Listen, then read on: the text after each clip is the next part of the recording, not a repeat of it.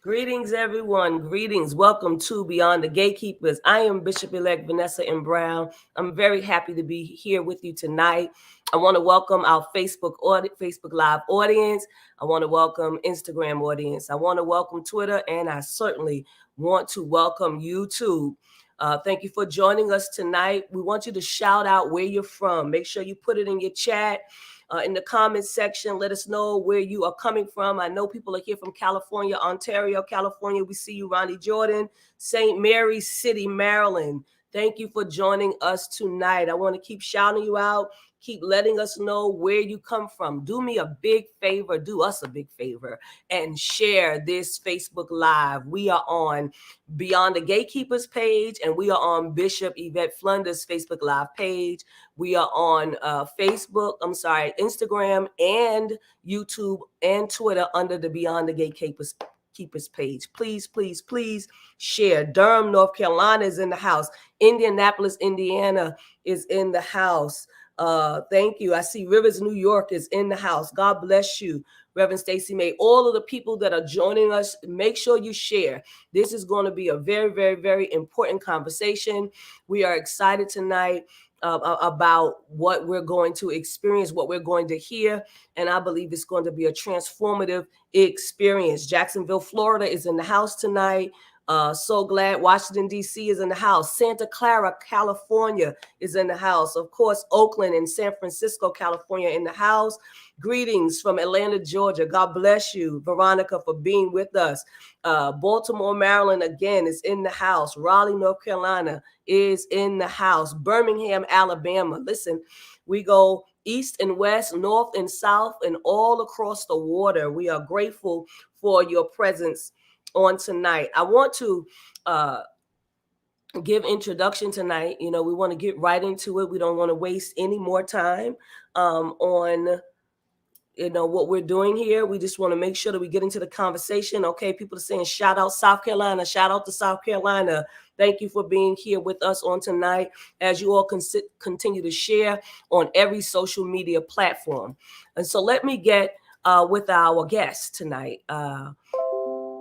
Our guest is Michael Roberson. He is a public theologian. He's the adjunct professor at Union Theological Seminary in New York City and the New School University in New York City. I have known Michael for a very long time, and I am excited about this conversation. And just before I bring him, we're going to be talking about the Ballroom, the Black Church, a freedom movement, and radical pedagogy.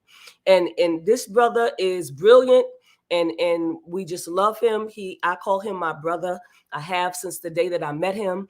And so, Michael, will you come and greet all of our audience tonight?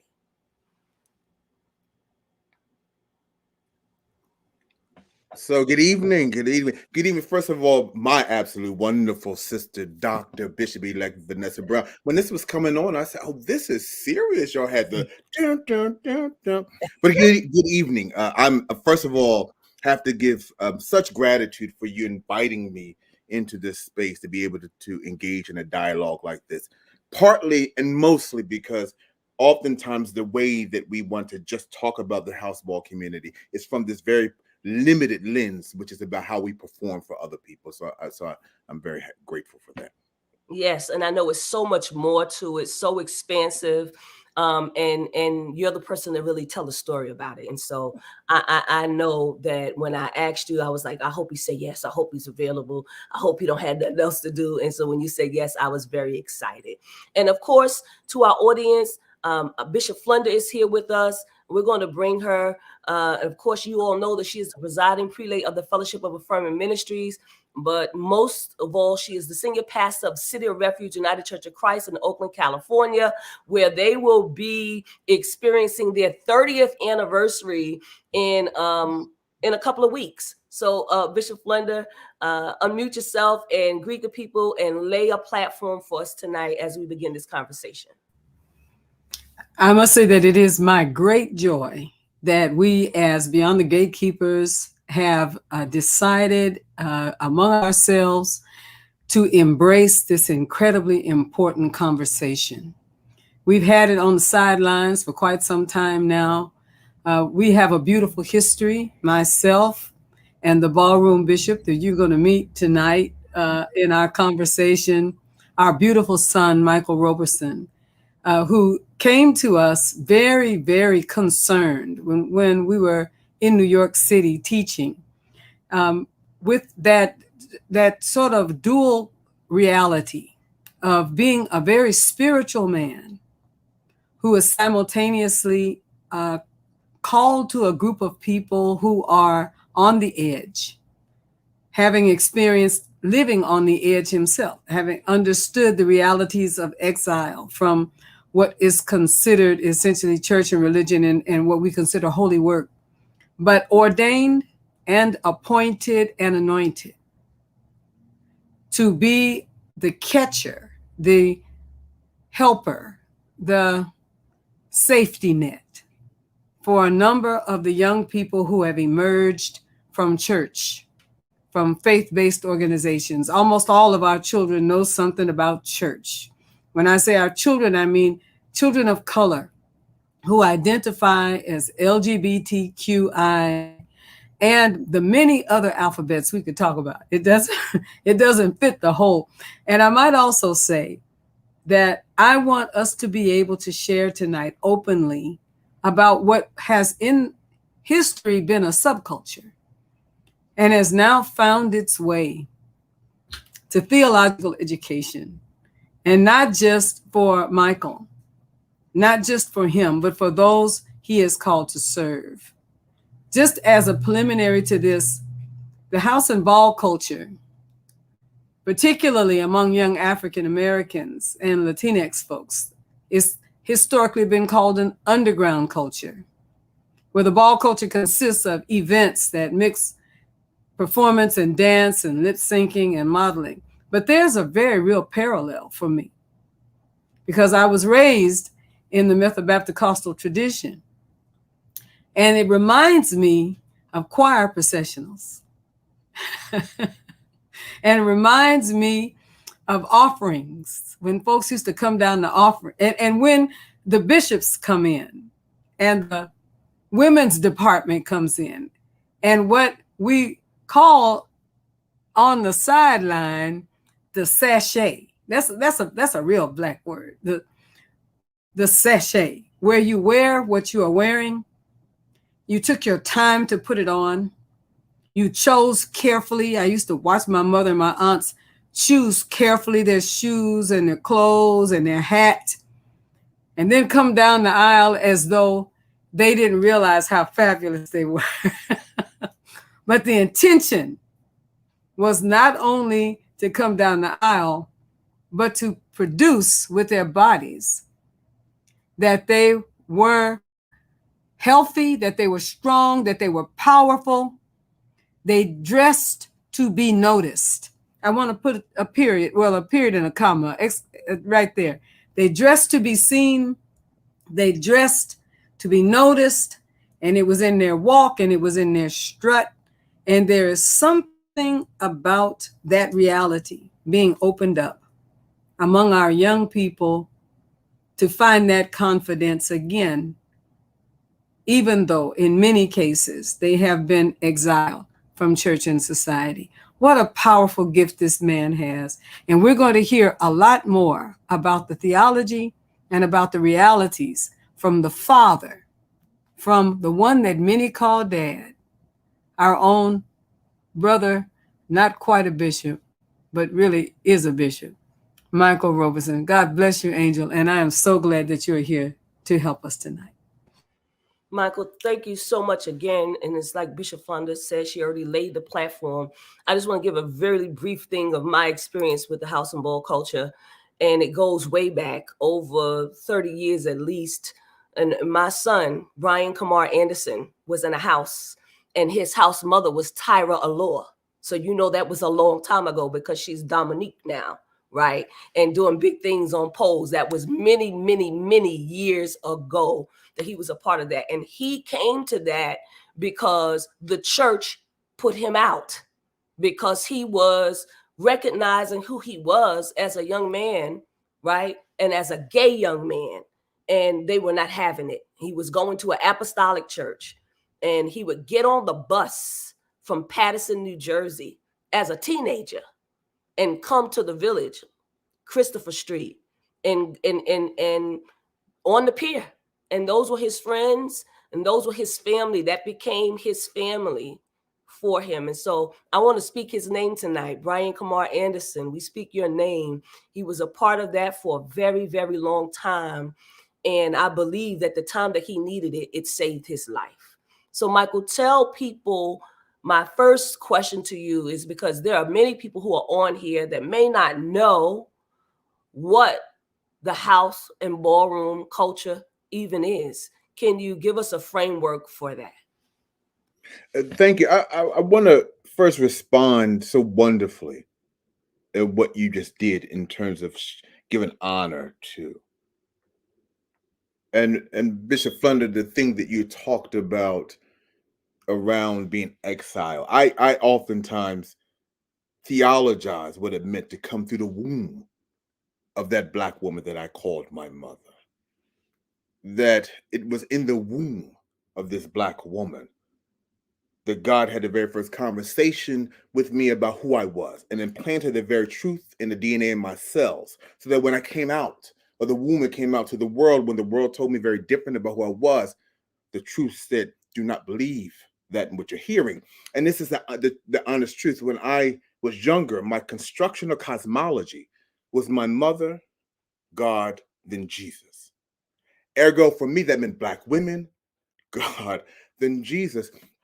And so as I've gotten older, people say, have you changed that? I said, no, for me, it has always been, again, Black women, God, then Jesus. So in that space that you gave honor to your son, I have to give honor to my mother, because I was blessed to not have the experience that so many people had, that I only came from a place of love. So that being the case, and so I'm going to leapfrog to open up to this piece around what is house ball. You know, Zora Neale Hurston, African American Harlem Renaissance writer, once said that Black women are the mules of the earth, always trampled on over and over and over again. I oftentimes say that Black women have been situated as Christ, right?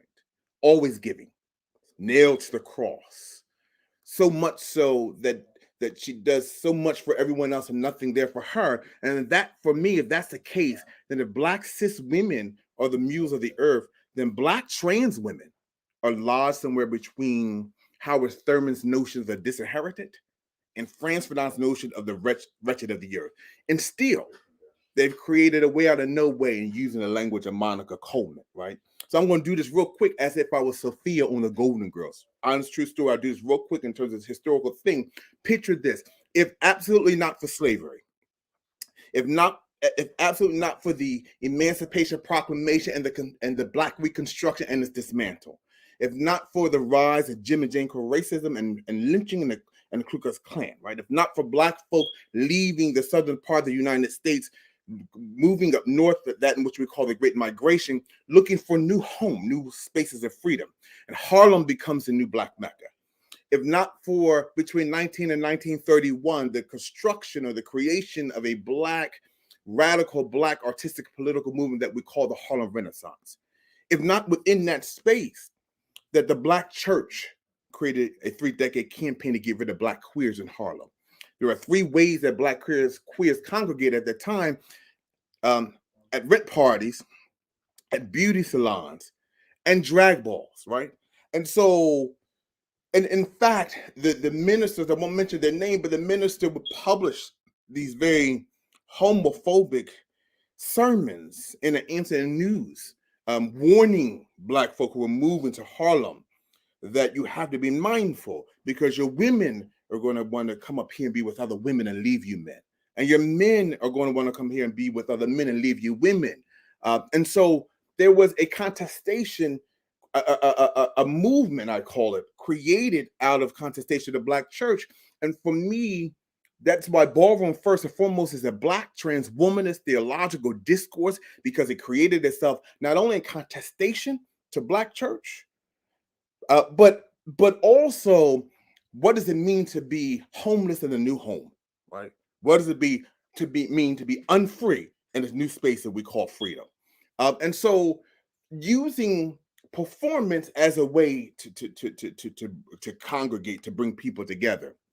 And after World War II, where other cities became Blacker, Detroit, DC, Baltimore, Philadelphia, these drag balls, they migrate. But in 1967, a Black trans woman named Crystal LaBeija resisted racism in a pageant drag ball circuit. And there was a guy named Phil Black who had he was the only African-American drag performer at the time. He had a Screen Actors Guild card. And he whispers, this is my reimagination of whispering part, but he whispers in her ear, let's go back to this old Harlem drag ball circuit and the construction, the morphing from drag ball to house ball creates. And drag ball just meant we didn't have language for trans people there, so the language was that we called trans women drag queens. The only people who participated in these balls were trans women, but anyone could come and could see. And so between 67 and 73, you saw the morphing from drag ball to the construction of houses named after famous trans women. We think about Crystal LaBeija as a grandmother. We call the 5 mothers of the modern houseball movement: Pepper LaBeija, Dorian Corey, Avis Pendarvis, Duchess LaWong, and Paris Dupree. And so since then, we've had a 50-year plus kinship structure that has migrated across the USA, that's migrated across the seas to other places, some European cities, but even spaces like in Sao Paulo, Brazil, and in Paris, France, where those who are mostly involved in the community are Black Brazilians or African migrants in France.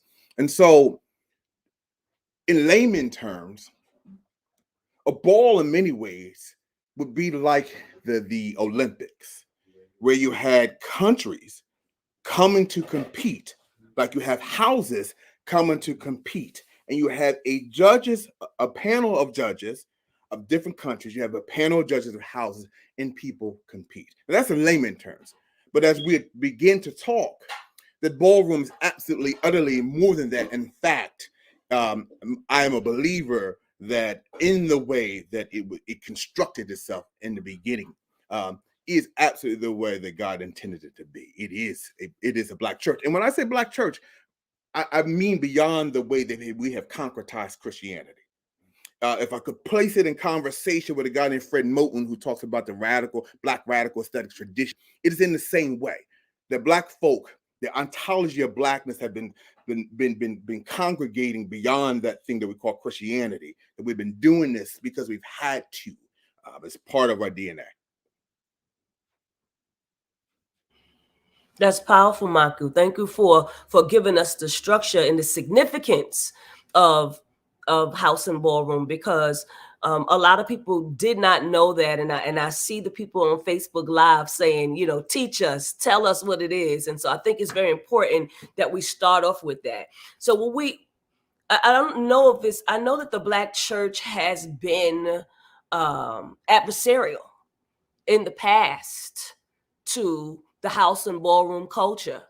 I know that, you know, in my mind, when I see the announcer, the person that's saying, you know, the category is the person that's the Billy Porter of the house and ballroom scene. And I do want to mention Pose as we move along, but I see him as the preacher, gathering the people together, you know, getting the categories together, gathering the young men and the young women together so that they can come out and do what they do.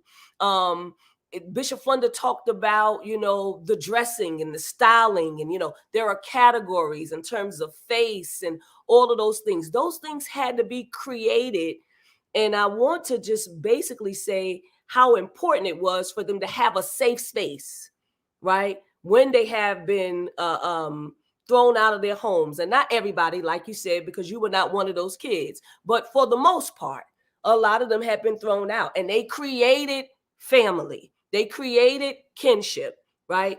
And so tell me a little bit more about this radical pedagogy that you were talking about to me before.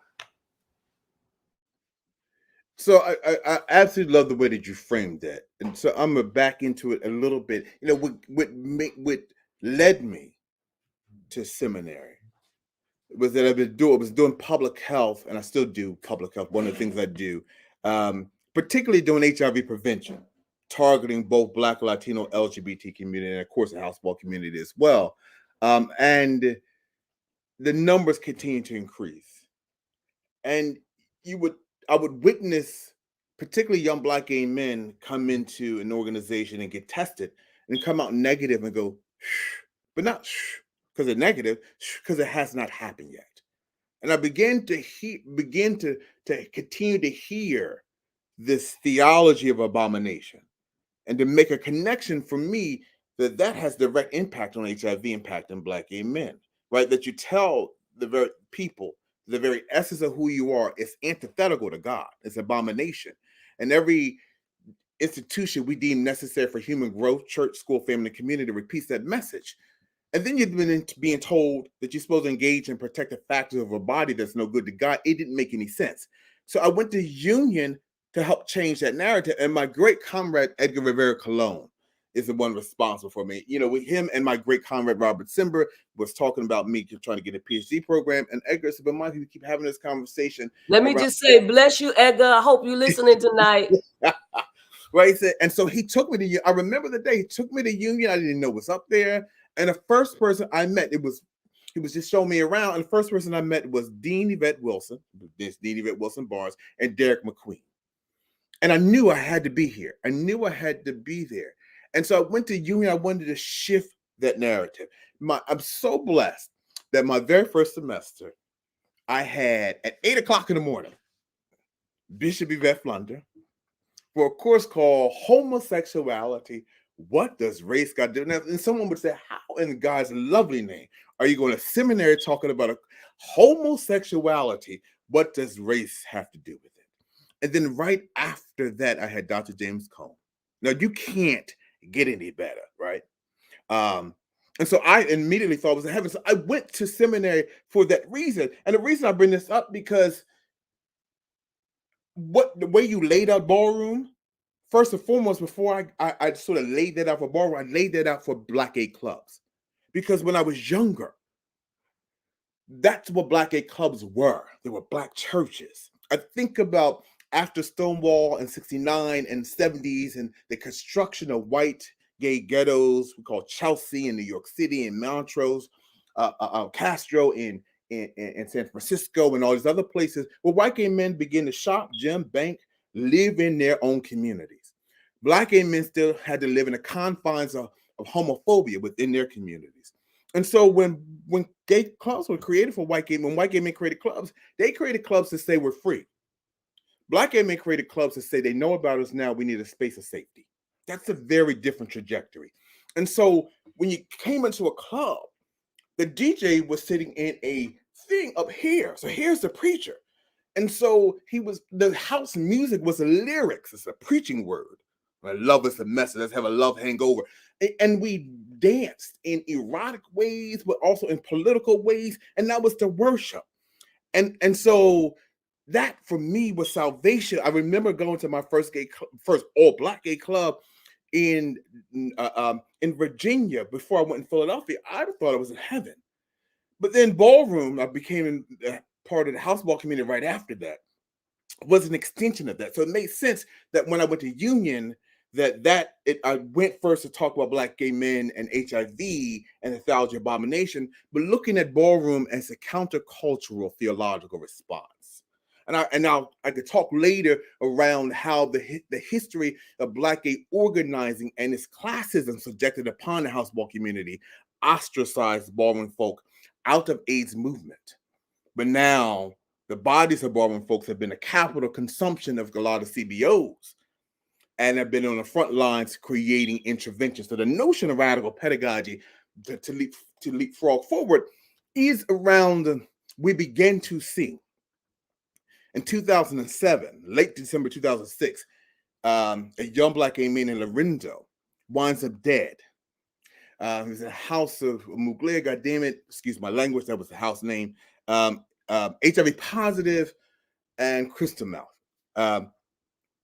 And then that January, when the icons in the house ball community, mystery winds up dead, HIV positive. Then we saw more and more and more 2007 and more in 2008, more in 2009. There was this trend. And the conversation we were having was that how are folks dying in 2006, 7, 8, 9? When we had greater access to care, greater access to prevention, how is this happening? And then we realized we're all from the house ball community. And then had to then begin to say, then we're going to have to organize in a way and create what Dr. Marlon Bailey calls intraventions.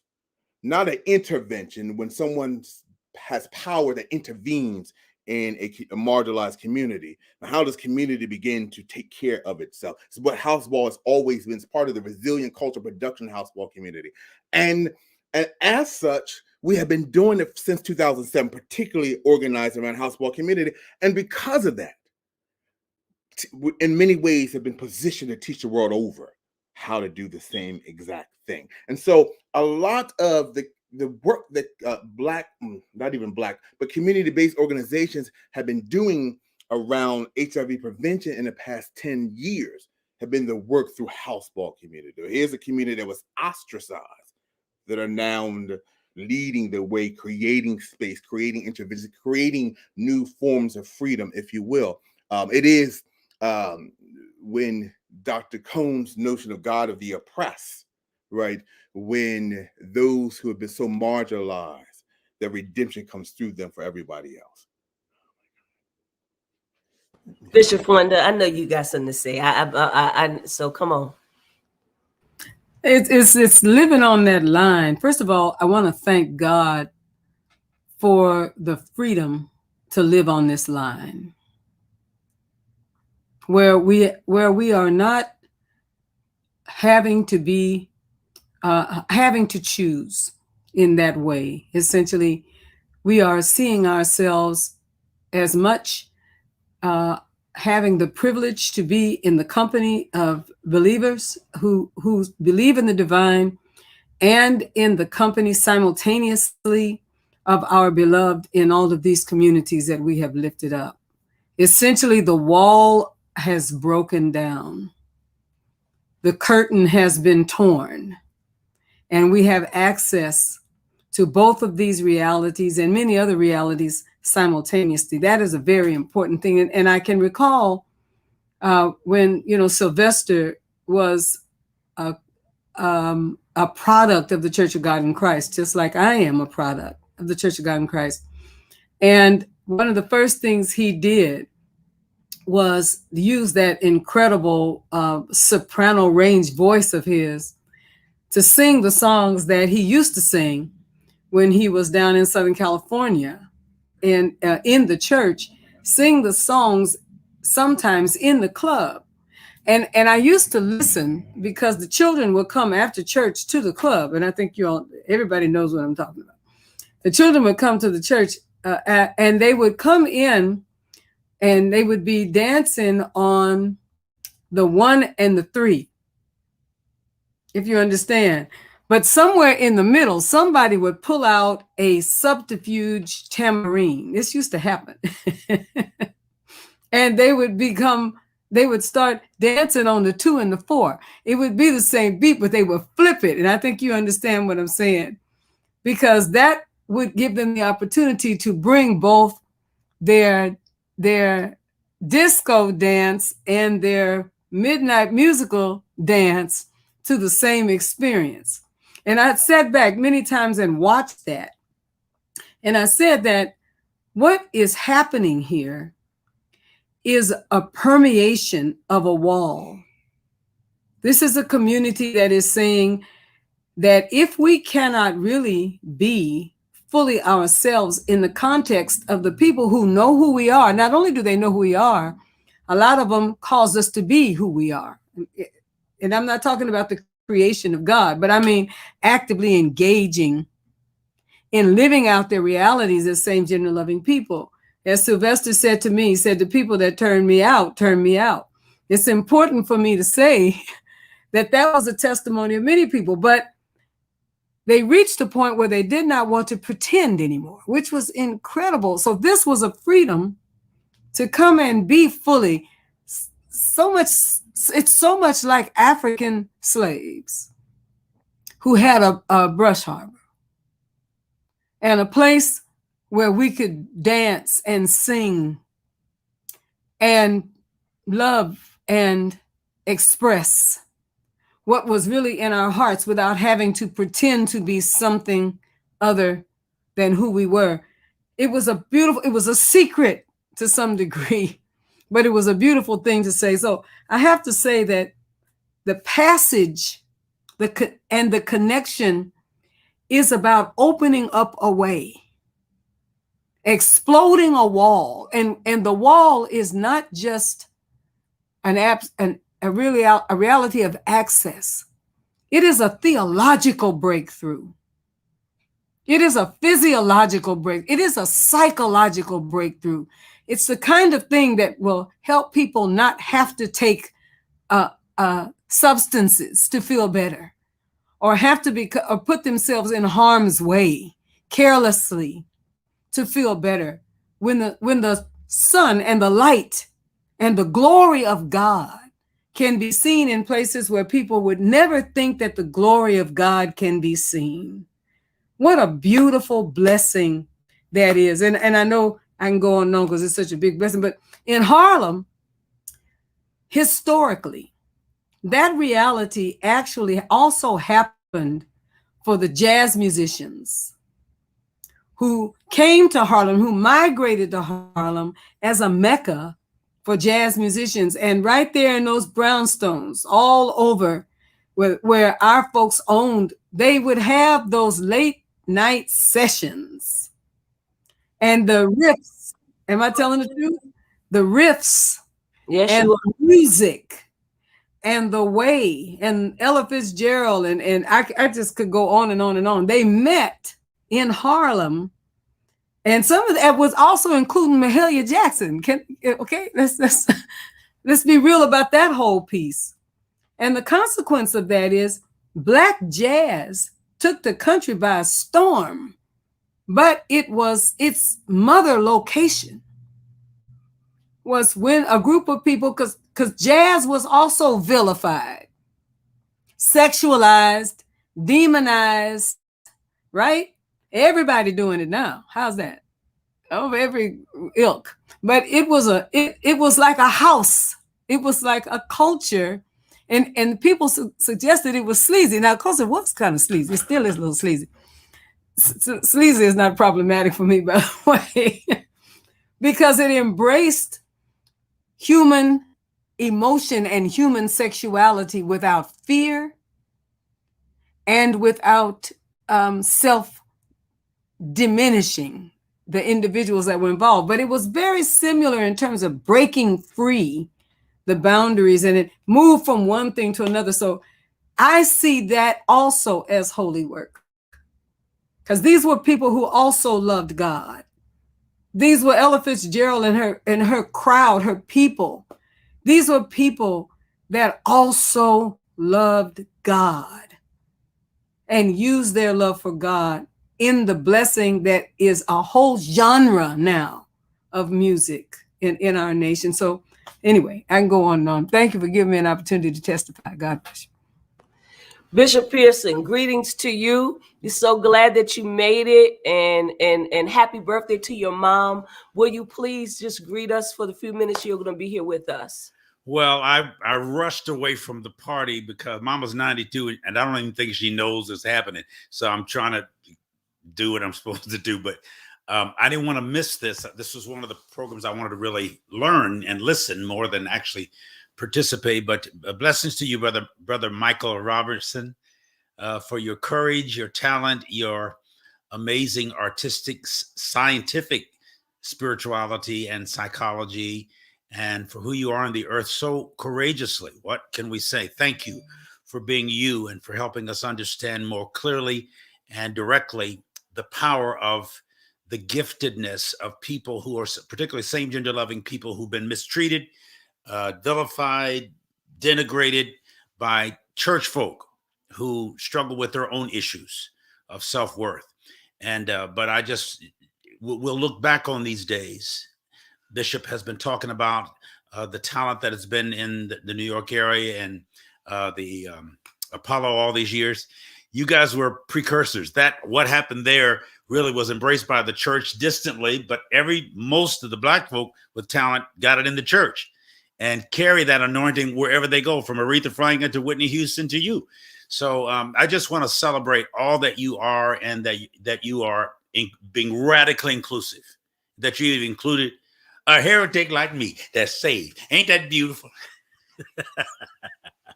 You know, I remember meeting you, and when I went to the conference 2 years, it was 2019, right? 2 years ago. And you used that language, heretic. I said, I got to start using that. I said, because if Ballroom is not that, it's absolutely that. But I have a great friend of mine, a mentee, if you will, named Michael Rice, who's an independent filmmaker. And when I sent this out, he did a wonderful documentary called Party Boy, looking at crystal meth and its impact on Black, Latino, gay men. And when I sent this out, he said, oh my God, I have to be on this. I have to witness, because you were his bishop when he was a young boy in Tulsa, Oklahoma. Michael Rice, and he's an independent filmmaker now. So he wanted me to shout him out. Shout to you. What's his name again? Michael Rice. Rice? Yes. I gotta find it. I didn't know that. Yeah, wow. Yeah. Oh my God, that's incredible. I'm elated.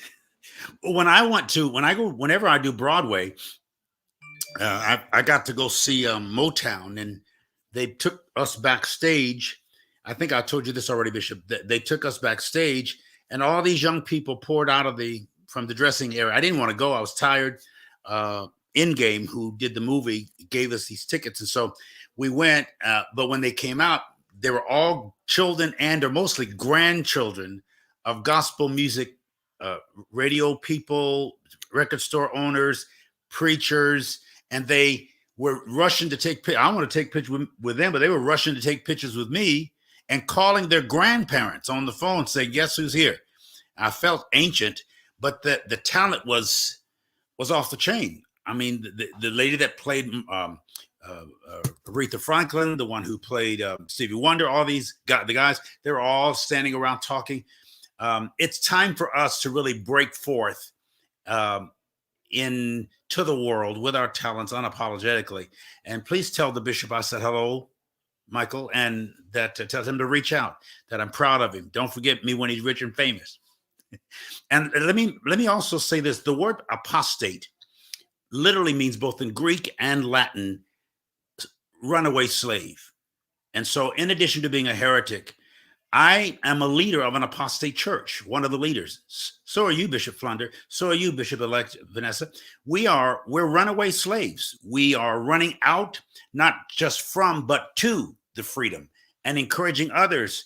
It's not an underground railroad, though. We're doing it above ground. So people are listening and watching. That's why this program is so important each week, because we're not underground anymore. We're saying there's a way out, there's a way through, there's a way to the freedom, and we can maintain it. And I think we'll look back on these days and say, yes, yes, yes, we were a part of it in the most honorable way. So I wear heretic and apostate very proudly. It looks good on you too, sir. I want you to. Thank you all so much. It feels good most of the time. Yes. I want to thank you, but I want to Mama our love, okay? Yes, I would do please, that. Bishop. Please, Thank please, you. please. Absolutely. Sure. Michael, I want to say to you, so basically something that Bishop Pearson just said, the house and ballroom, they ran away. And they created something where they could be, where they could survive and thrive and flourish, right? So much so until visibility was created for them. And nobody created it for them. They created them for themselves. And so now in 2021, we can look on national syndicated television and see a show called Pose, right? Which I know you had a lot to do in terms of its development, right? And content and what should and should not be in the show. Say more about that for us, please.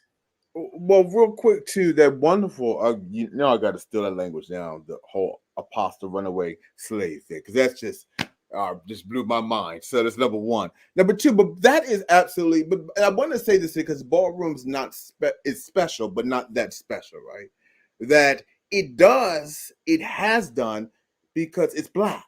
That's what Black folk have always done. It's the ontology of Blackness, right? And so to Bishop Flunder's wonderful point around jazz, that, I'm a believer that all Black music is theological, right? My definition of theology is about when people make meaning out of their life and suffering. And that is why the spirituals created on slavocracy, created a language that the master could not own, but a way to organize, and blues afterwards, and all these other things. I talk about hip hop and house music. But so Ballroom is ontologically Black, and so that is absolutely what it did. And if you think about Harlem at that time, right, in this one space, we usually talk about Harlem as if it's the borough of Brooklyn, right? That is huge, but it is a small section of Manhattan, no more than about 20, 30 blocks north to south, no more than about 15 blocks east to west. And in this space, you have James Baldwin, at one time, James Baldwin, Malcolm X, Ella Fitzgerald, and Ballroom. So, of course, there's a language that's being spoken to one another that allows Ballroom to do what it does. So it is special, right? But it's not that special, right?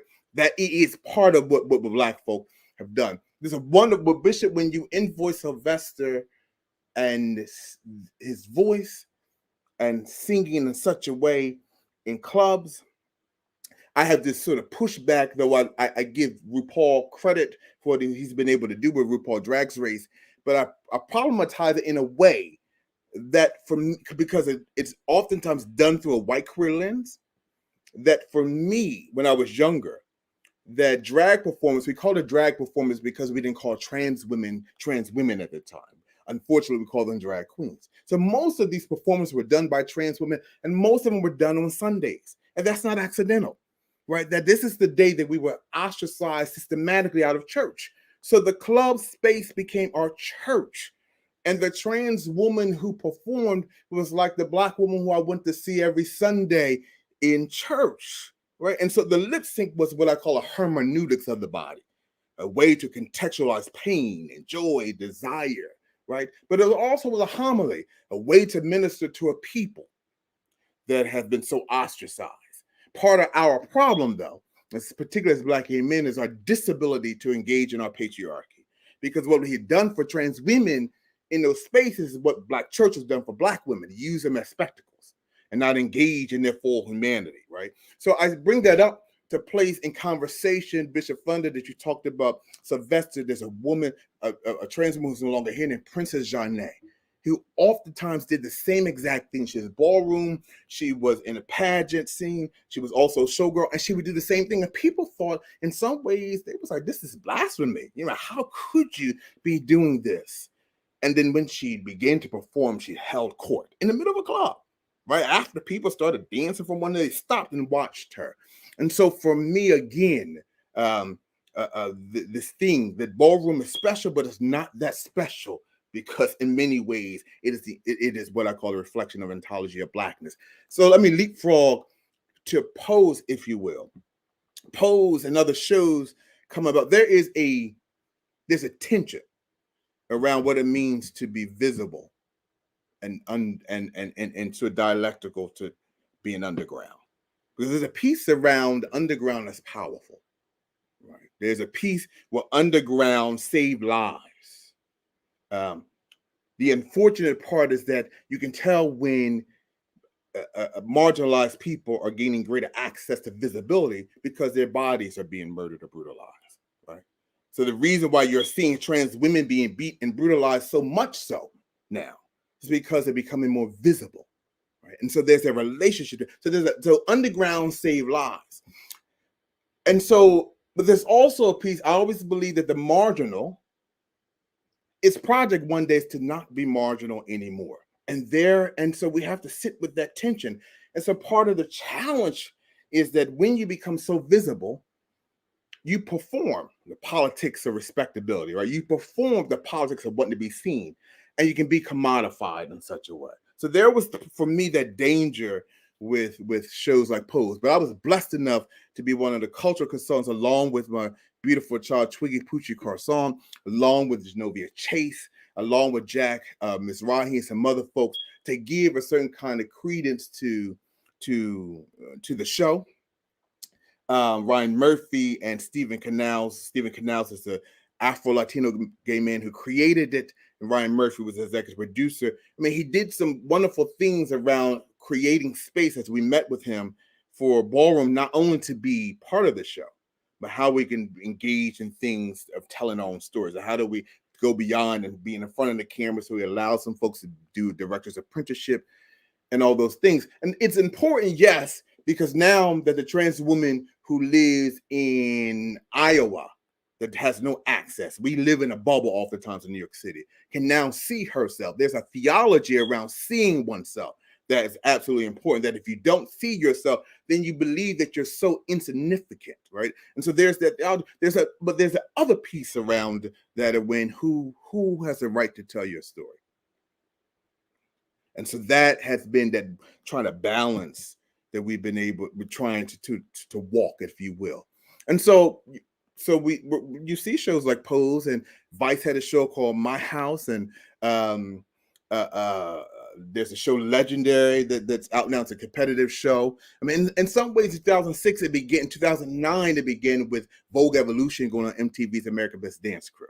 That was created by Pony and Deshawn. And so you're seeing those things, but we are finding ourselves being sort of trying to walk that fine line. Important, though, for us to sit there.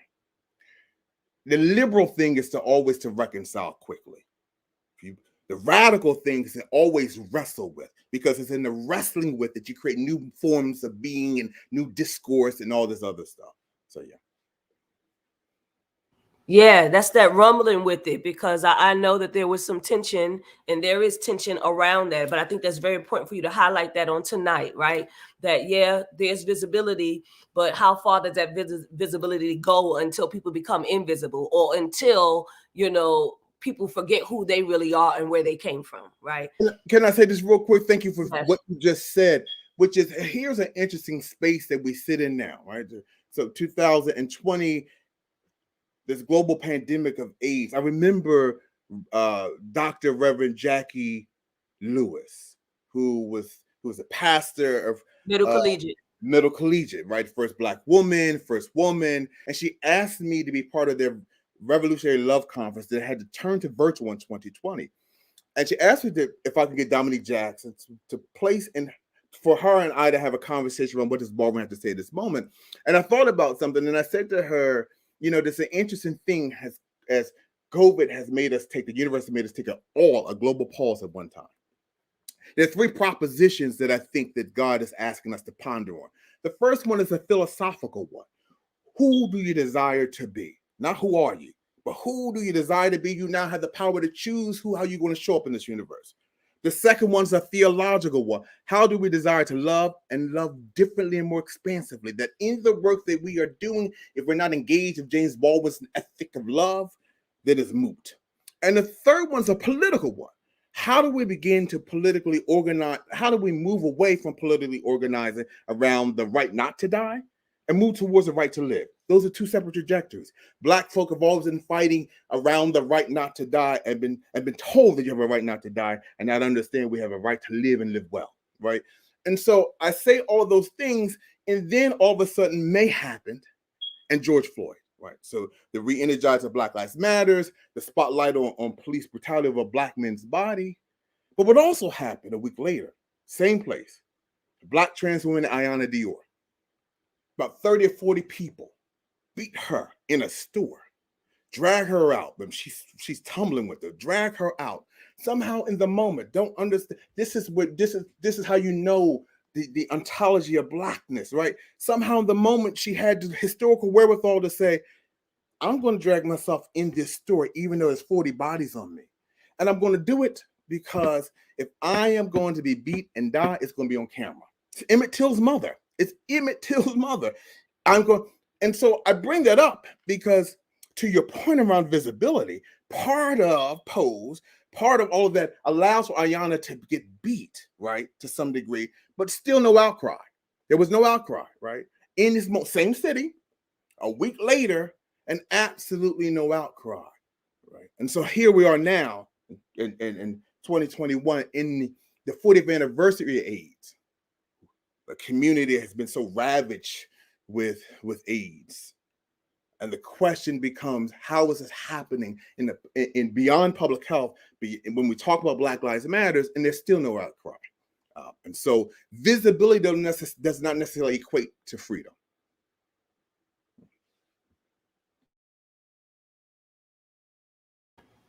Truth. Bishop, you want to say something? Pearson, you are muted, sir. Saying, Michael, you need to write. Maybe you have. You're brilliant, and you're just pulling back a veil. Your use of the language, your passion. Come out the closet, dude, with all that intelligence. I mean, you've got plenty to say, and I'm a student. We're learning.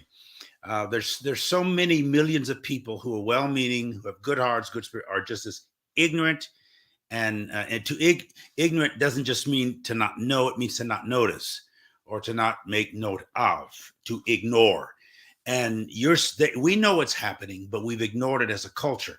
You're making us confront our own ignorance, and silence is violence. So I didn't like the story you just told. I didn't know that happened so quickly right after the George Floyd. The George Floyd incident. This is very pivotal, very powerful. We need to hear more from you. And as Vanessa, you always bring the best speakers on, the most enlightened people, and they bring light.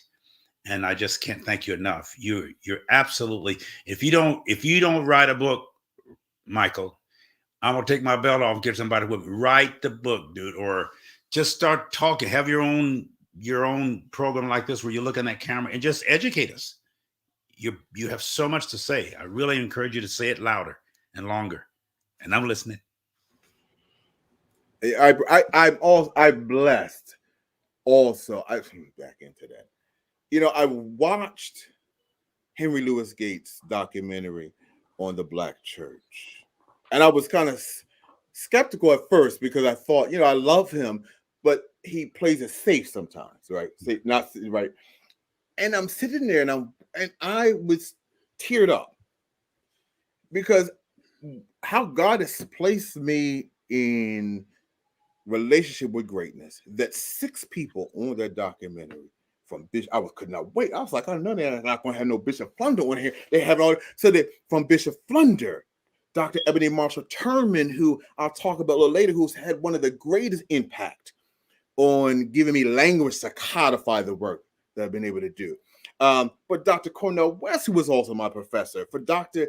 I can't think of her first name, Pearson, that's at Princeton, who was, I mean, from in fact, Bishop Flunder and Yosef Surratt were part of my first master thesis project, talking about Dr. Conan. So that to me is when the universe is saying that in which is being done through you, you're not doing it. It's being done through me is greater than I, right? And so I only say that to place in a conversation with the wonderful sentiments that you just said to me, Bishop Pearson. So thank you for that. Dude, amazing. Wow. Bishop Flunder? Well, this is a wonderful experience here tonight. Just to see, this is our son, Bishop Pearson. We'll talk more about this one as we go along. But there's a couple of things that came up for me. There was a question in the chat that lifted up some thoughts that I had that asked the question, do we use religion and cultural traditions to anesthetize our anesthetize our misunderstandings, discomfort, or being misled regarding the truth of our humanity and its journey? And I think about that because I, first of all, think that in the context of religion and culture, that is exactly what we have done. That we have learned how to navigate those realities of family and culture and religion in ways that skirt around our real humanity and our real truth. It's a dance, and it's a professional dance. It's, and you learn it from the people that have done it for years and years. But you said something else that I think is really centered to what it is, the overwhelming witness of this particular conversation that we've had again and again here at Gatekeepers. And that is that we need to stop pulling toward the center and trying over and over again to be regarded and accepted either by religion or cultural traditions that anesthetize us essentially and mislead us regarding the truth of our humanity. We first have to be able to name, what is the truth of my humanity? Who the hell am I? Not essentially, what is my performance art? Because I was taught well, but who am I? Who am I really? And can I be fully who it is that I am? And when can I find other people who are also willing to be fully living within their humanity? And can we together pull away from the center with enough courage to create something on the margins that will in some way liberate people from all of the falsehoods that cover our lives? We cannot fully be our greatest and highest selves until we become our greatest and highest selves, until we embrace and affirm our greatest and highest selves. It's such an important question. And I think that you touched on it in so many ways. We want free. That's what we want.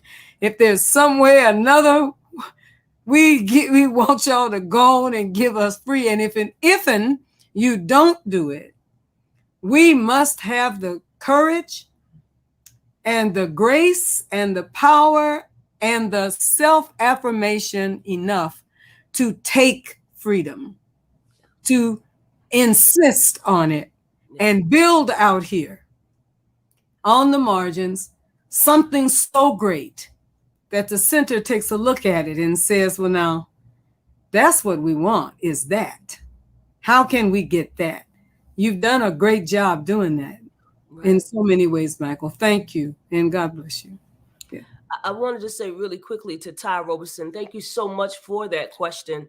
And one day I was sitting here a couple of months ago, I started writing a prayer. I didn't finish it, but I started it off by saying, God, we do not want to be anesthetized. We want to be healed.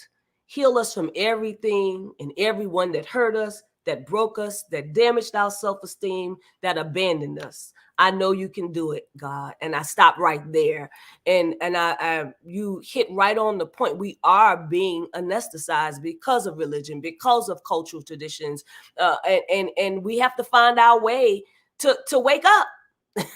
You know, and the awakening is through our consciousness, you know, and there is a way that we can do that. There's a way that we can go about that. So thank you, Ty, for the question.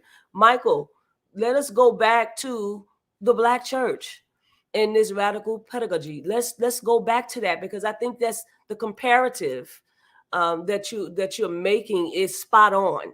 But I think that I want to tease it out more. Talk to us more about it. So I brought up, a couple of things. I brought up the documentary for a reason, because it was a wonderful documentary. Could have done more, but it was a wonderful documentary. It was very powerful, and it told the truth about what's happening. Yeah, they had Act Up. It got to Sylvester and Bishop Flunder. I said, well, wait a minute, because I did not expect it to go there. Right. But you think about sort of the narrative, the conversation that the documentary held around when slaves could not worship with their master. So they created these praise houses, right? Praise houses, right? And so that is for me, that is that space that we think about again, where Black queer folk could not be free in this new space of freedom called Harlem with their kinfolk. That drag balls become these praise houses, right? And all people, especially Black folk, that when we are ostracized, we're going to find new spaces that speak to that pain, right? My push for us is to go beyond the pain. That our belief that the only way that we come together is through only pain, right? Because that becomes pathology. So for me, to that point around it being the Black church, it is absolutely that. I mean, it is the space where not only the theology of mattering is so significant, but you can be erotic and divine at the same time, right? No judgment. That's that both and. Come on. Yes, sir. Right. Yes, sir. Understanding that if God is omnipresent, there's absolutely nowhere that she is not. Absolutely nowhere, right? And that if that is the case, that also means that she must be within you. In fact, when you look in the mirror, you must see God looking back at you. So for me, Ballroom is a reflection of that, right? And so that to me is why it's also Black church. But there's also, come on, let's be real clear. Bishop Flunder laid it out. There's these cultural productions, right? There's these cultural, but there's the sachet that she talks about. There's all of those things that absolutely a Ballroom. I could, if this was a different space, show a video. It's a wonderful, iconic trans woman. She is one of the judges on the show Legendary on HBO Max. Her name is Naomi Maldonado. Naomi, we interviewed her in 2009. My great colleague Robert Simber interviewed her for the Arbor Centennial Ballroom Oral History Project. And one of the things she said was, to be Black and Latina and born in the Bronx is to be angry all the time. I vogue to save my life.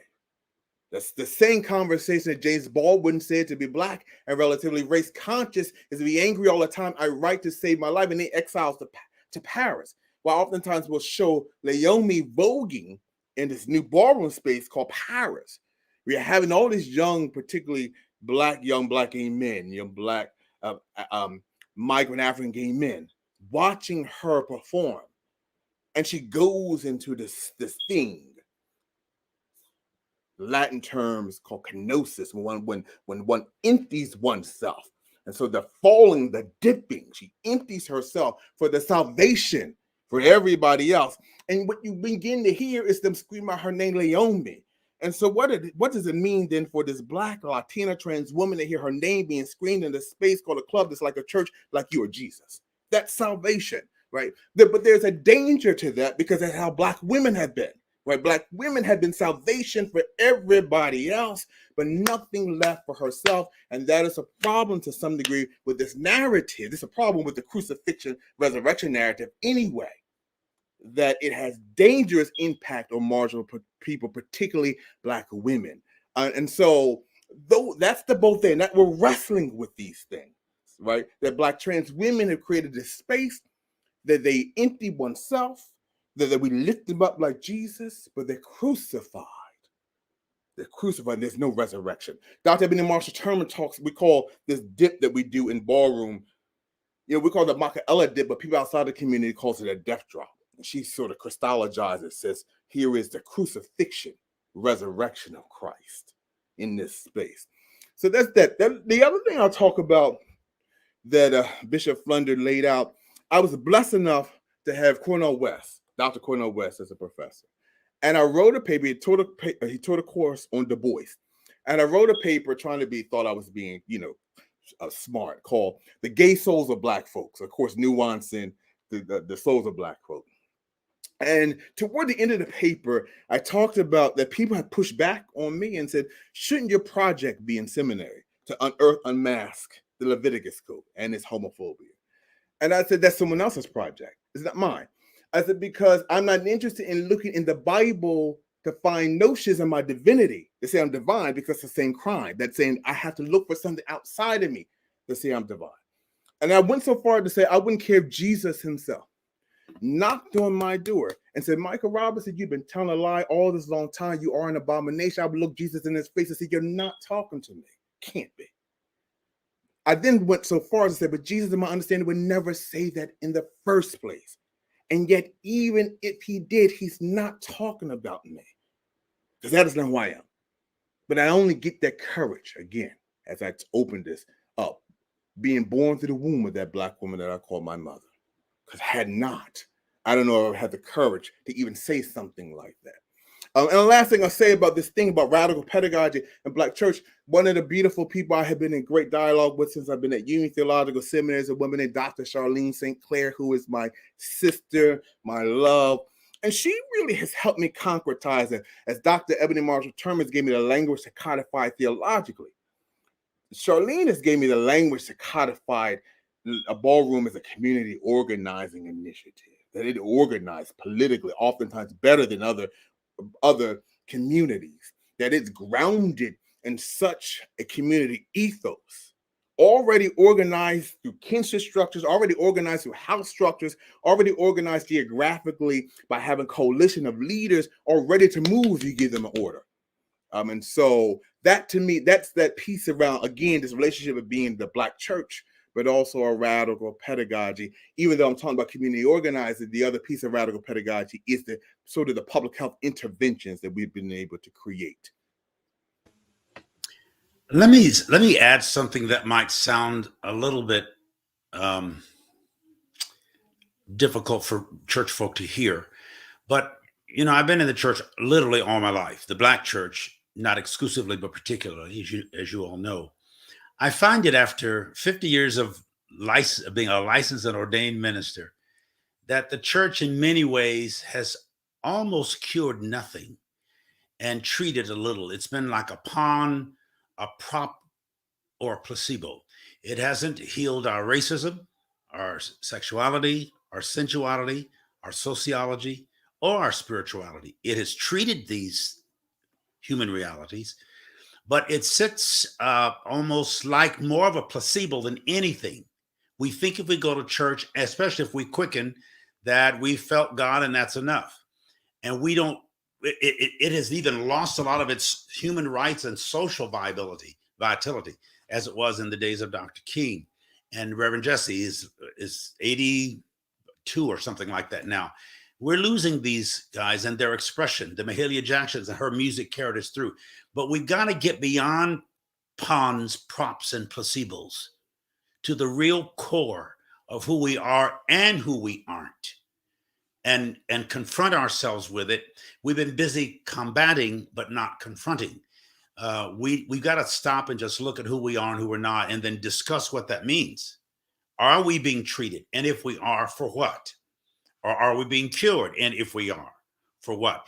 The people who left the church and went to the ballrooms and went to the pool rooms and went to the Apollo and went out into the world, they got some treatment too. But there's a lot of anger because we felt disenchanted, disillusioned by the church. We need to connect whatever that thing was supposed to do for us, because it hasn't done it. And I'm not saying that it is doing it.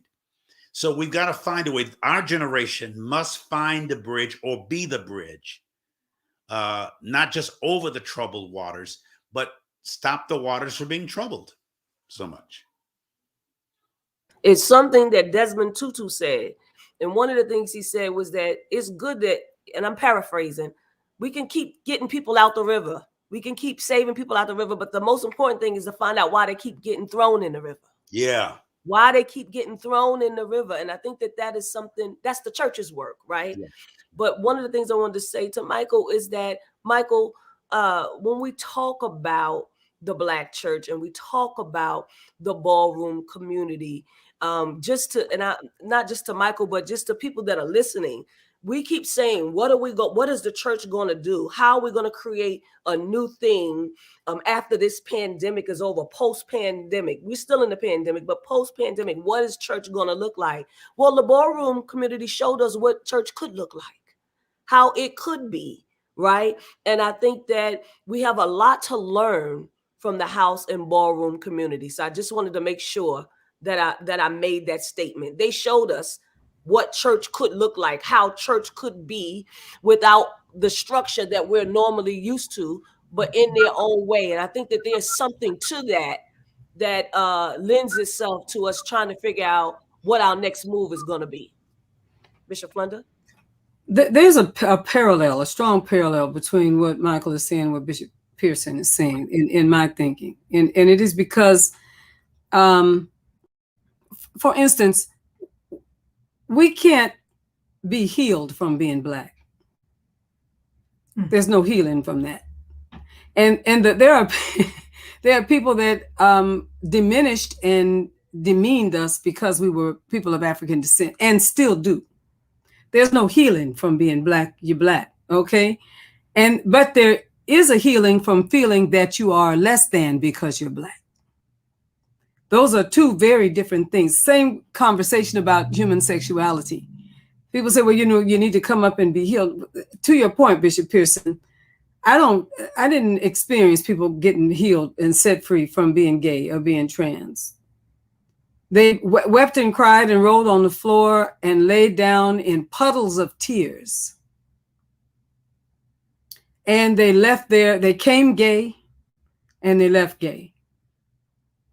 And if they did remain, they remained under this cloud, the cloud being, as long as I never say gay, there are people that can assume that I'm not, right? And that is still the reality. And the people that were covering them knew they were gay, but they needed their talent and their money.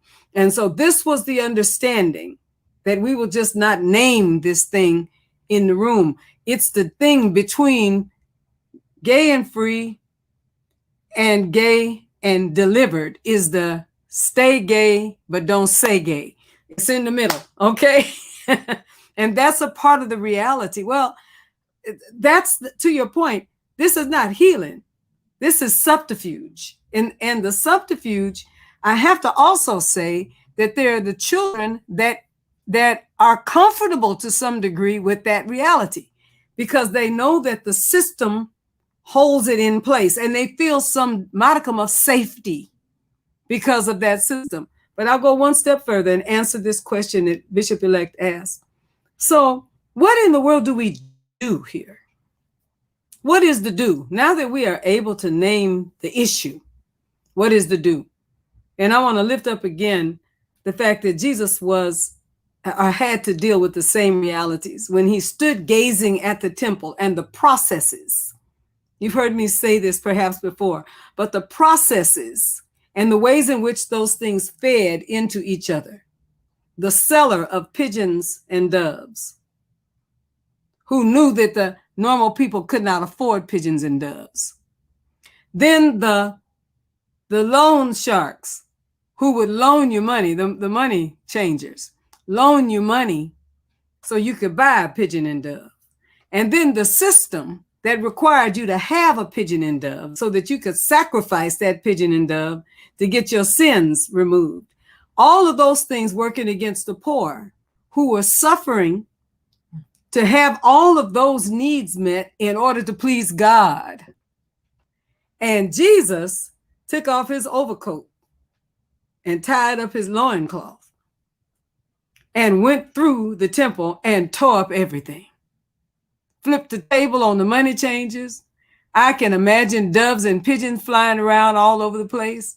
I can imagine the priests cussing in whatever ways priests would cuss, because everybody's money got messed up that day. The whole system was completely destroyed because Jesus said, "This is not my Father's house. You have together made it a den of thieves." And not just people's money, but people's integrity, people's pride, Their dignity. Their dignity, their sense of self. Am I right? Sense of self-worth. Mm-hmm. And I would say to you, the only way we will change it is if we get table flipping disgusted about it. Amen. I'm close to there. That's good. Let's flip some tables.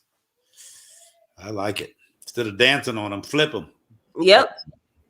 And to Darlene Franklin's point, Pastor Darlene Franklin is on, and she said that the church is busy churching people and not transforming people. Right.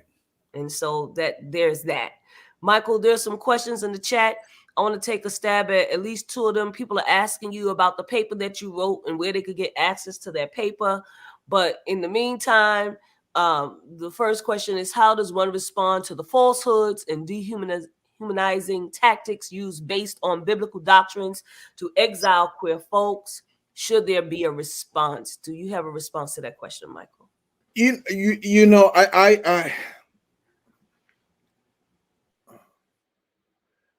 I go back to my response to what I said about writing that paper. Oh, you talking about that paper? I was like, what paper are they talking about? That was in school.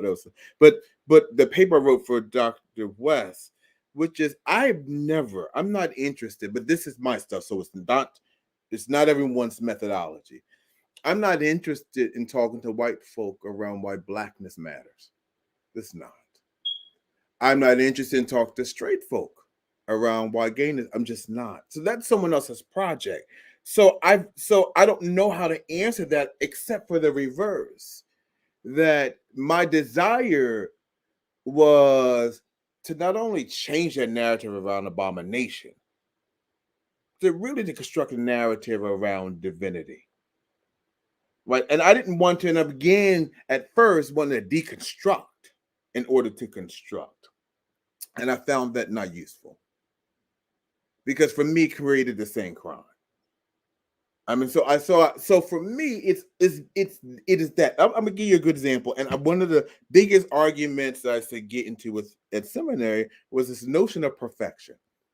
Right. So we were in class. I used to say, well, of course we perfect. They said, oh no, we're not perfect. We go back and forth. We fall for sin. I said, we go back and forth. I said, no, we're perfect. We went back and forth. They said, no, we make mistakes. I said, absolutely, we make mistakes. That's what we do. But you're confusing doing and being.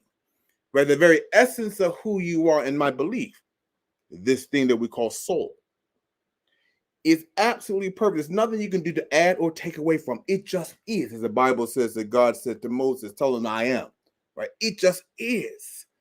There's nothing you can do. And so there was a colleague of mine who was pregnant at the time and said, no, Michael, no. I said, you're telling me we are sinful. We were born to sin. I said, you are saying, suggesting that beauty that is in your belly, that's sin. And she had to stop. And I never tell people they're wrong.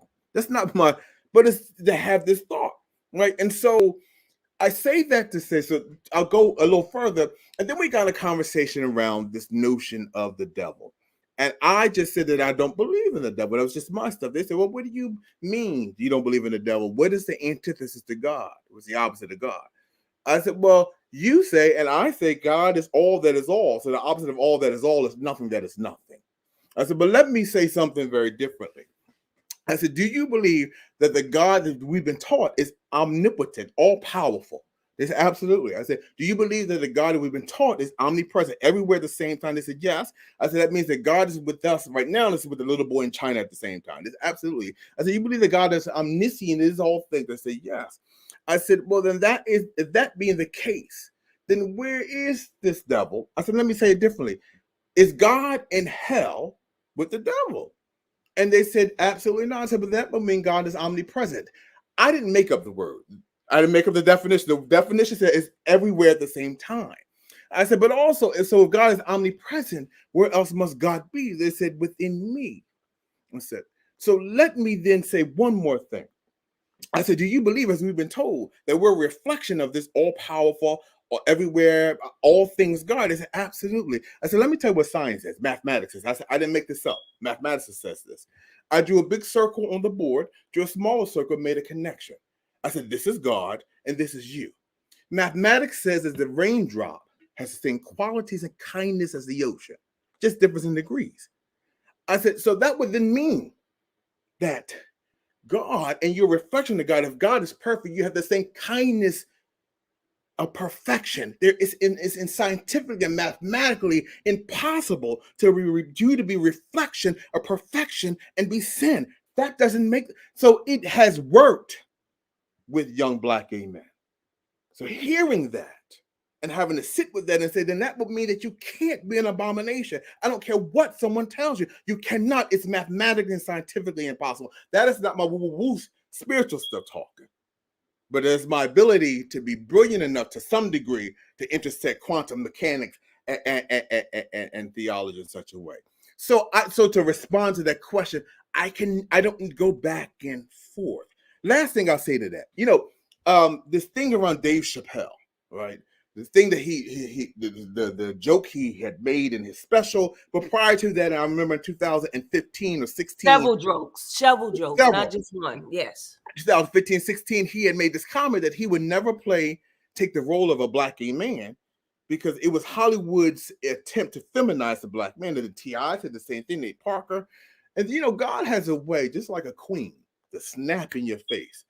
All of a sudden, here out of obscurity, this movie called Moonlight that was in just independent film festivals, all of a sudden wins grand prize at the Golden Globe, right? And then grand prize at the Oscar. At the same time, Kim Morrell's video got leaked and what she said.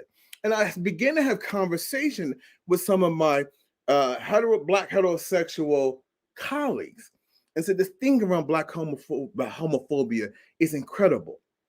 I said, because it's incredible for this reason. The most emblematic event around the black struggle for freedom post-slavery is a 1963 march on Washington that Baird Rustin organized, an openly black gay man, right? I said the most emblematic event around the black struggle for freedom post the 1963 march on Washington is Black Lives Matters. And 3 black women created it, 2 are black queer women.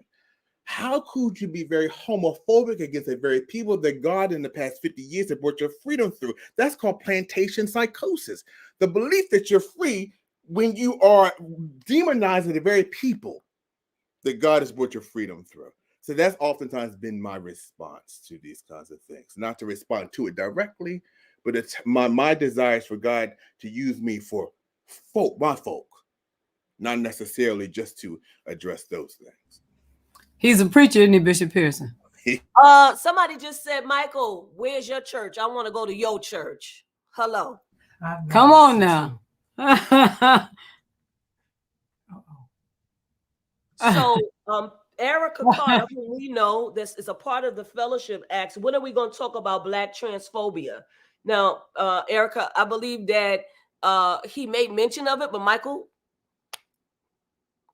you muted. Absolutely, because it's not just only by it's not just only by Black cis men who identify as heterosexual, but it's also done. So there's a wonderful video that I oftentimes show of Sylvia Rivera, Puerto Rican trans woman, comes out of Stonewall, 1973. She's at a gay liberation rally in Washington Square Park, and they don't want her to get on stage. And she forces herself on stage, and she talks about the audacity in many ways for you not to allow me to get on the stage, when in fact, my body as a Puerto Rican trans woman and other trans folk of color has allowed for us to even have a space called Liberation Rally, right? The audacity of that. And the folks who were in the room, in the front, who did not want her to speak, were what we call at the time these radical white lesbians. This theme that trans women had no space in a feminist movement because they brought male energy. Let me up something. In the late 70s, Black trans woman named Tracy Africa Norman, first Black trans woman supermodel of the world. In 1977, she was in Vogue Italia. She was in a Curl Box. And then in the early 80s, she gets her work taken away because it comes out that she's trans. And as the story goes, is that it was Essence Magazine and Susan L. Taylor, as the story goes. And part of that, again, is what constitutes a woman. So when we talk about transphobia, it's not just from Black cis men who identify as heterosexuals, but it's also been from women, from feminist movements, but it's also been from those who are supposed to be the allies, the supporters of Black trans women, with Black gay men, right? That in the way that though we may have lift Black trans women up, that we use them only as spectacles and not interested in their full humanity and not interested in engage in real life work, don't show up when they're beat and brutalized, are not using our voices enough to support. I mean, so for me, it comes in all forms. But what I will say is that if we don't begin to engage in a conversation, particularly around the continued beating and brutalizing of Black trans women, there's no such thing called Black freedom. Because one of the things we're suggesting, we know this very well, that whose lives matters most in Black Lives Matters, and then we're saying that Black trans women's lives matter the least. And it's always through the least of these where freedom comes through. So. Brilliant is as brilliant does, and that be Michael Roberson. We thank you so much tonight. There are several questions, but we're going to stop because it's already 9:30. Thank you so much, Michael, for your time, for your talent, for your energy, and for your love for the house and ballroom culture, for the love for your people, for the love for our people. Thank you so much for your brilliant presentation tonight. Can we do one thing? Yes. I would like us to do literally and virtually. Extend a hand toward Michael and ask Bishop Pearson to offer a prayer of blessing over his life and ministry. His yes is right at the surface, and there is a yes that needs to come. And I would love for us to pray for him in this moment. I think that's wonderful. And so let me just say the Facebook Live audience because I see all your comments, Michael, when you get a chance, go back and look at the comments and listen to what people are saying about what you're saying and about you. Yes. And I know that you don't need anybody else's affirmation, but I hope it pushes you off the edge and that you text me or you call mama or somebody and tell us about it. People want your contact. They want to know where you're teaching at. They want to know how you're teaching, how often and where. And so you need to know that, right? You need to know that. So Facebook Live, Instagram, YouTube, Twitter. We're going to pray for this brother. He is beloved amongst us and amongst you. And we know that God is already doing something special in his life. It's evident. Bishop Pearson? Brother Michael, you, like most same gender loving people I know, are ominous. The middle word for abomination is omen. You are an omen. You have prophetic significance. There is something auspicious and not awful, but awesome about you and the anointed people you represent on the planet. I don't think you're having any problems with self-worth, but I just want to say to you that I recognize the divinity that you bring to this table and to this planet, to this plane of consciousness.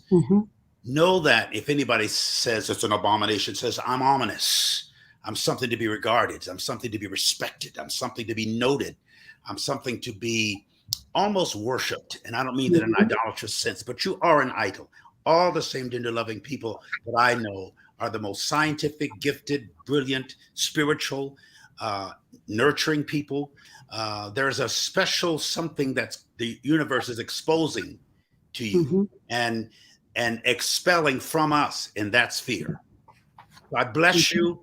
I affirm you, not that you need it. I confirm you. And with our corporate intelligence and the power that's at this table and those who are watching, we decree and declare you the man of God, the woman of God, the person of God, the being of God and good in the earth. And may that expand well beyond any walls or any limitations or any derivations that somebody would like to contort about you. I salute you. I celebrate you. I recognize your intelligence, your brilliance, your theodicy, your theocracy, your theology.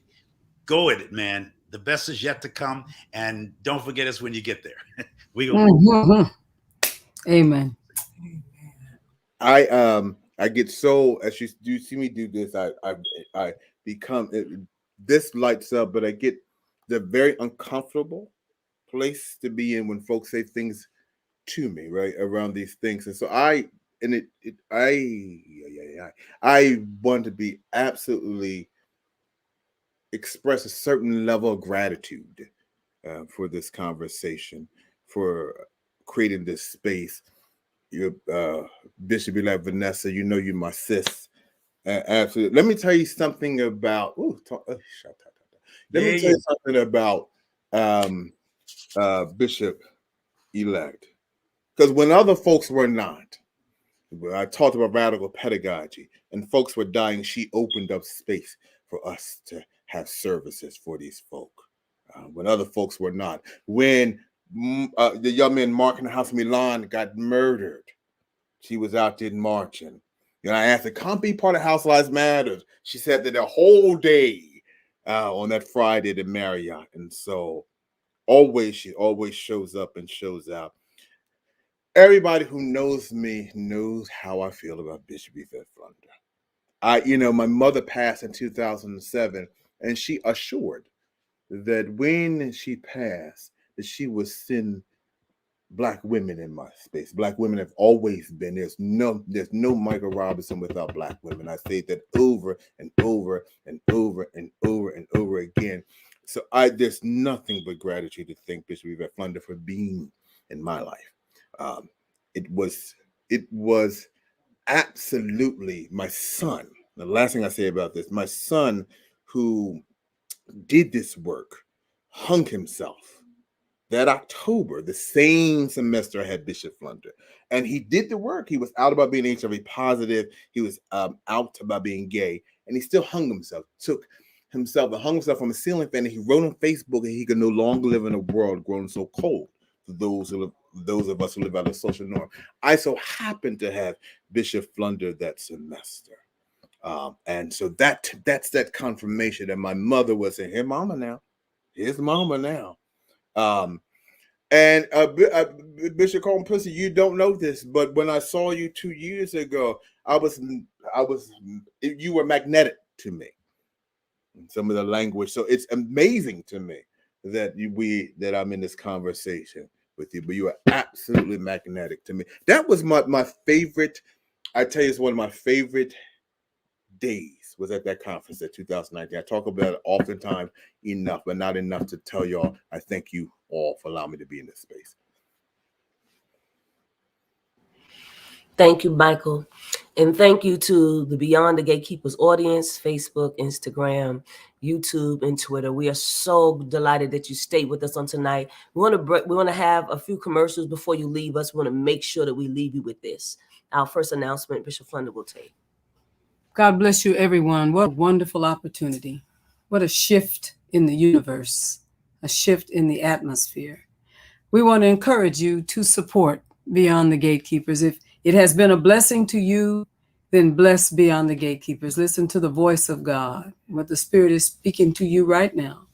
I encourage you to support these broadcasts by sending a donation via Cash App to $TFAM Annual or to PayPal at www.paypal.me/TFAM Justice. Let it happen. You can hear the voice of God. You can hear as we called it, the unction of the Spirit, encouraging you to sow into what it is that we are called to do for today and going forward beyond today. Be a blessing. God bless you.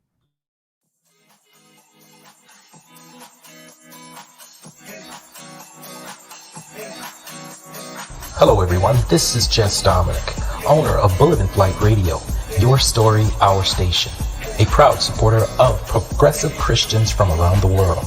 So please join us every Saturday and Sunday from 2 p.m. until 2 a.m. Eastern Standard Time for the best in gospel house, gospel indie, and inspirational word. And if you're looking to submit your music or sermons, please send us an MP3 and artist pick to bulletinflightpros@gmail.com. All submissions are free. Thank you for tuning in, and God bless.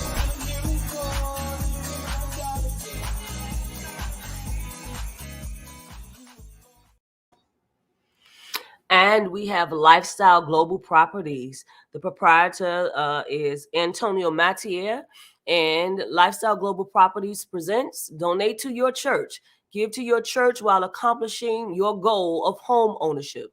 Lifestyle Global Properties will donate 10% of the commission earned from your real estate transaction to your choice of COR, which stands for City of Refuge, or TFAM, which stands for the Fellowship of Affirming Ministries, in your name.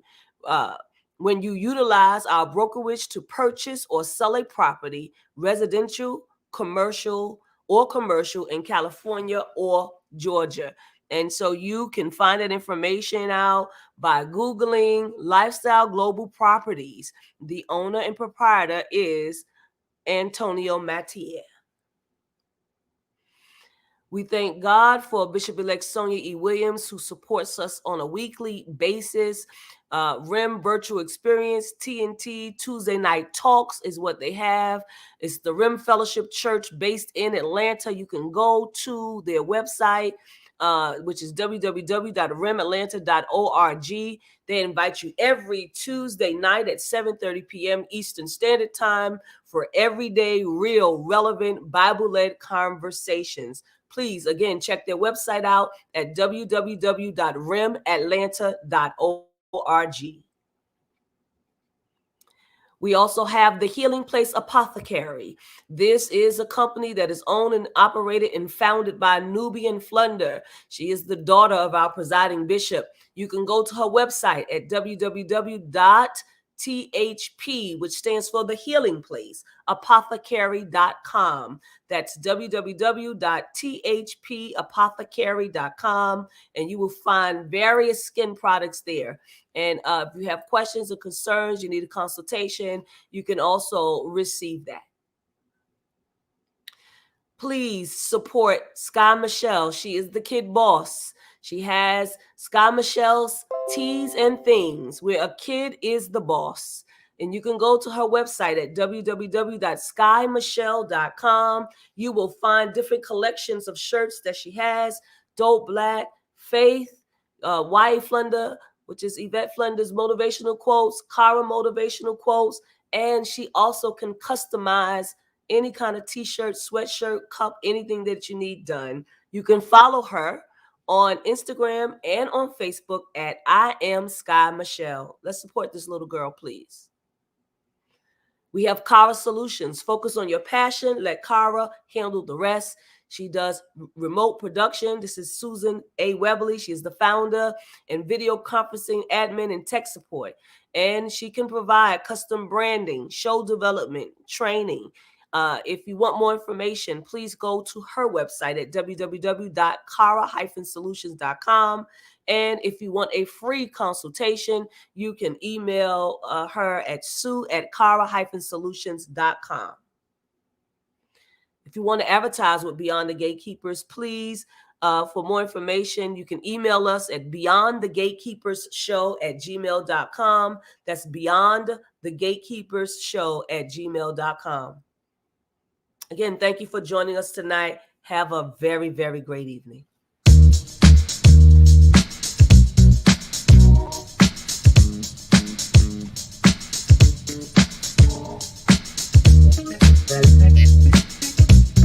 Very much.